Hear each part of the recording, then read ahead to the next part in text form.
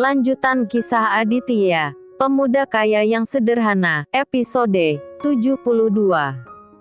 Aditya yang tak mengetahui perihal handphone milik Niko, yang saat itu tertinggal di meja yang berada di dalam kamar Niko. Ia terus saja mencoba menghubungi Niko.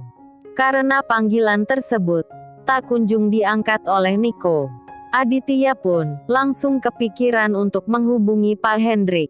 Sementara, di lokasi yang berbeda, terlihat saat itu Pak Hendrik, Tuan Winata, bersama Tuan Nakamoto, Kenshin dan juga Cindy, beserta rekan-rekan bisnis yang lain, seperti sedang mengadakan rapat di perusahaan pusat milik Tuan Nakamoto, yang tidak lain adalah ayah Kenshin.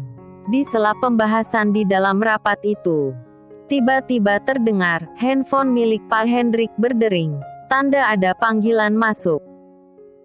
Mendengar bunyi panggilan tersebut, Pak Hendrik pun langsung mengambil handphone miliknya untuk memastikan siapa yang tengah menghubunginya. "Kenapa Tuan Muda tiba-tiba menghubungiku? Pasti ada hal penting yang ingin ia sampaikan," gumam Pak Hendrik saat mengetahui ternyata si penelpon itu adalah Aditya. "Pak Hendrik, telepon dari siapa? Kok enggak diangkat?"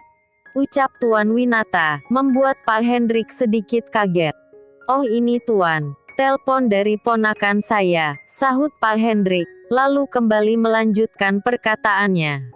"Maaf Tuan, saya izin keluar sebentar, untuk menerima panggilan ini." "Iya silakan," sahut Tuan Winata. Setelah mendapat persetujuan dari Tuan Winata, Pak Hendrik pun langsung keluar dari ruangan tersebut. Sementara Kenshin melihat gerak-gerik Pak Hendrik yang mencurigakan, ia pun langsung berbisik pada ayahnya. "Pak, sepertinya ada sesuatu yang Om Hendrik sembunyikan dari kita. Sudahlah, untuk saat ini, kita jangan berpikir macam-macam dulu. Lebih baik kita fokus ke permasalahan dengan Pak Albert," ucap ayah Kenshin. "Oke, balik lagi ke Pak Hendrik." Setelah keluar dari ruangan tersebut, Pak Hendrik pun langsung menerima telepon dari Aditya. "Selamat siang Tuan Muda," ucap Pak Hendrik membuka percakapan. "Siang juga Om," sahut Aditya, lalu kembali melanjutkan perkataannya. "Ini Om, maksud saya menghubungi Om Hendrik. Saya ingin meminta bantuan dari Om." "Bantuan apa Tuan Muda?" tanya Pak Hendrik. Mendengar ucapan itu, Aditya pun berkata, "Saat ini, orang tua Clara terlibat masalah hutang. Apa Om bisa meminjamkan sejumlah uang untuk saya?" "Bisa Tuan Muda, sekarang Tuan Muda kirimkan nomor rekeningnya, biar saya transfer," ucap Pak Hendrik. Mendengar ucapan Pak Hendrik, Aditya pun berkata, "Sebelumnya, saya minta maaf Om. Karena saya perlunya uang cash." Mendengar ucapan Aditya, Pak Hendrik pun berkata, "Apa bisa Tuan Muda menunggu sebentar? Karena saat ini, saya dan Tuan Besar sedang mengadakan rapat bersama Tuan Nakamoto dan beberapa relasi. Nanti, kalau rapatnya sudah selesai, saya akan langsung mengantarkan uang itu. Tuan Muda tentukan saja, entar kita ketemu di mana," ucap Pak Hendrik. "Iya Om, saya tunggu. Om selesaikan saja dulu rapatnya," sahut Aditya, lalu kembali melanjutkan perkataannya. "Nanti saya kirimkan alamat lokasinya." "Siap Tuan Muda," sahut Pak Hendrik, lalu menutup panggilan tersebut. Setelah itu terlihat, Aditya kembali menghampiri Pak Lukman. "Tunggu sebentar ya Pak, nanti uangnya akan diantarkan," ucap Aditya. "Belagu juga nih bocah," gumam Pak Lukman lalu berkata, "Hei anak muda, tadi aku dengar pembicaraanmu.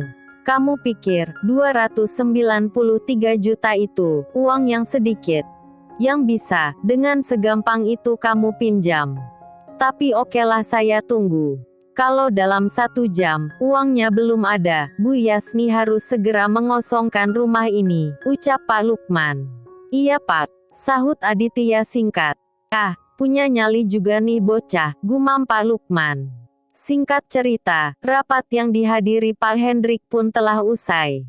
Terlihat saat itu, Pak Hendrik yang terburu-buru, ingin keluar dari ruangan tersebut. Namun, belum sempat beliau meninggalkan tempat duduknya, tiba-tiba terdengar, Tuan Nakamoto berkata, Pak Hendrik, bagaimana, apa Anda sudah menemui Nico? Mendengar ucapan itu, Pak Hendrik pun berkata, sudah Tuan. Oh, jadi bagaimana? Apa Nico mau menolak kerja sama dengan Pak Albert? Ucap Tuan Nakamoto. Iya Tuan, Nico setuju untuk menolak kerja sama itu, sahut Pak Hendrik, lalu kembali melanjutkan perkataannya. Maaf Tuan, berhubung ada masalah keluarga, saya mohon izin untuk meninggalkan ruangan ini. Ya silakan, ucap Tuan Nakamoto dan Tuan Winata. Lalu, setelah keluar dari ruangan tersebut, Pak Hendrik pun langsung menghubungi Pak Agung, yang tidak lain adalah sopir pribadinya. Tak menunggu lama, panggilan pun tersambung. Halo Pak Agung, sekarang juga siapkan mobil dan beberapa anak buah. Iya Pak, segera saya siapkan, sahut Pak Agung. Sementara Kenshin, yang sudah sejak tadi mencurigai gerak-gerik Pak Hendrik, ia pun langsung mengikuti Pak Hendrik. Melihat Kenshin yang juga berdiri dari tempat duduknya, Tuan Nakamoto pun langsung berkata, Ken, mau kemana? Oh ini Pak, aku dan Cindy mau cari makan dulu, sahut Kenshin, lalu berkata pada Cindy, ayo Yang, aku udah lapar banget nih. Sementara Cindy mendengar ucapan Kenshin, ia terlihat bingung. Ayo, kok malah bengong sih? Lanjut Kenshin. Mendengar ajakan Kenshin, Cindy pun langsung berdiri dari tempat duduknya. Lalu berkata pada Tuan Winata, Pak, Cindy duluan ya. Mendengar ucapan Cindy, Tuan Winata pun langsung menganggukkan kepala, tanda mengiyakan ucapan Cindy. Lalu, setelah keluar dari ruangan tersebut, Cindy pun berkata, Yang, bukannya tadi sebelum rapat, kamu udah makan? Kok udah lapar lagi? Aku bukannya pengen makan, sahut Kenshin, lalu kembali berkata, sebenarnya, aku mau ngikutin Om Hendrik. Sepertinya, ada yang dia sembunyikan dari kita. Sementara, di depan pintu utama perusahaan, terlihat, Pak Agung dan beberapa pengawal telah menunggu kedatangan Pak Hendrik di luar pintu tersebut. Lalu, setelah masuk ke dalam mobil, terdengar Pak Agung berkata, kita mau kemana Pak? Kita ke rumah dulu, ada yang mau saya ambil, sahut Pak Hendrik. Mendengar ucapan itu, Pak Agung pun langsung menjalankan mobilnya keluar dari lokasi perusahaan itu. Sementara Kenshin dan Cindy, mereka pun langsung mengikuti mobil yang ditumpangi Pak Hendrik. Mau kemana mereka? Gumam Kenshin. Singkat cerita, mobil yang dikendarai Pak Agung pun telah memasuki kompleks perumahan elit, tempat di mana Pak Hendrik tinggal. Lalu, setelah keluar dari mobilnya, Pak Hendrik pun langsung masuk ke dalam rumah tersebut. Sementara Cindy melihat Pak Hendrik yang ternyata pulang ke rumahnya. Terdengar, ia berkata, tuh lihat, Om Hendriknya pulang ke rumahnya. Kamu sih curigaan amat jadi orang, ucap Cindy. Habisnya, tadi aku lihat, gerak-gerilnya mencurigakan, sahut Kenshin. Ya udah, kalau gitu balik gi, ucap Cindy. Setelah itu terlihat, Kenshin pun langsung menjalankan mobilnya, meninggalkan kompleks perumahan tersebut. Sementara Pak Hendrik, terlihat saat itu, beliau sedang membuka berangkas, lalu diambilnya koper hitam dari dalam berangkas tersebut. Setelah mengambil koper itu, Pak Hendrik pun kembali menghampiri Pak Agung.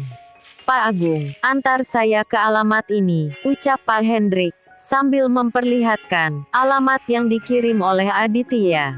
Siap Pak, sahut Pak Agung, lalu kembali menjalankan mobil yang dikendarainya, diikuti dua mobil SUV, yang dari tadi mengawal beliau. Sementara di rumah Clara, Pak Agung yang sudah mulai bosan menunggu. Terdengar, beliau berkata, "Gimana? Ini udah hampir 1 jam, tapi orang yang bawa uangnya belum juga datang," ucap Pak Lukman. Lalu, bagaimana kelanjutan kisahnya? Nantikan di episode selanjutnya.